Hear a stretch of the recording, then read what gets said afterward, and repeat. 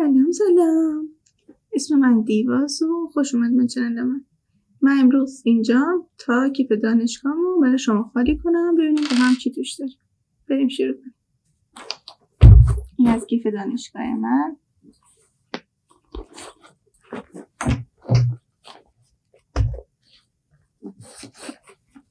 اول از همه این کتابمه که توش جزوه‌ام می‌نویسم و فکر کنم 6-7 ترم دارم. این هم کتاب رمانیه که هر وقت تو اتوبوس میخوام برگردم یا برم دانشگاه میخونمش. تازه شروعش کردم، اسمش هم عروس. در مورد چیه؟ در مورد یه دختر خوناشامه با یه پسر گرگینه که ازدواج اجباری میکنه. تازه شروعش کردم ولی هیجان انگیزه.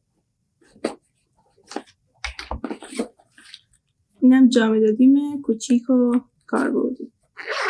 توشم خودکار و هایلایتر و مداد که اینو دارم. این توش هندزفری و ایرپادم گذاشتم که گم و خراب بشه. یه دونه سیمی دارم، یه دونه ایرپاد دارم. کیفش خیلی خوشگله. که ماگمو دارم. بریم زیپ ببریم. اینجا یه ظرف کوچولو پر از آب نباتای رنگی داره. یه ظرف بزرگترم دارم، توش بیسکویت.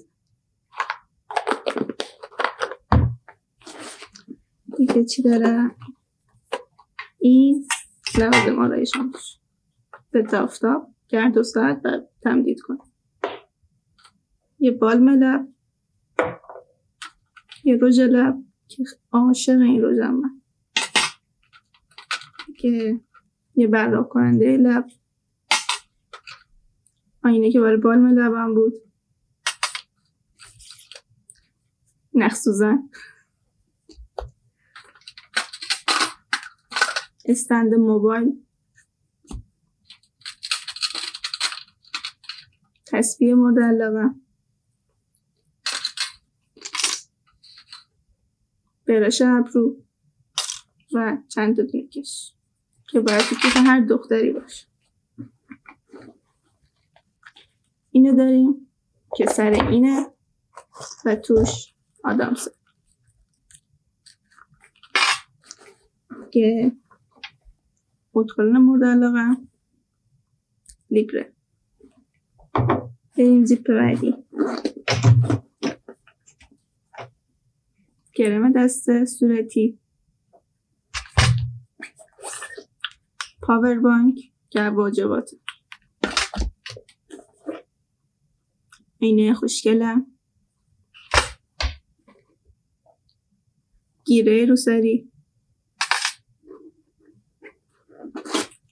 دستمال کاغذی و جیب آخر کیف پولم که توش کارت دانشجویی، کارت اتوبوس و کارت بانکی. مقداری هم پول نقد که لازم میشه بعضی اوقات. تموم شد. این بود از ویدیو ما. خوشتون اومد؟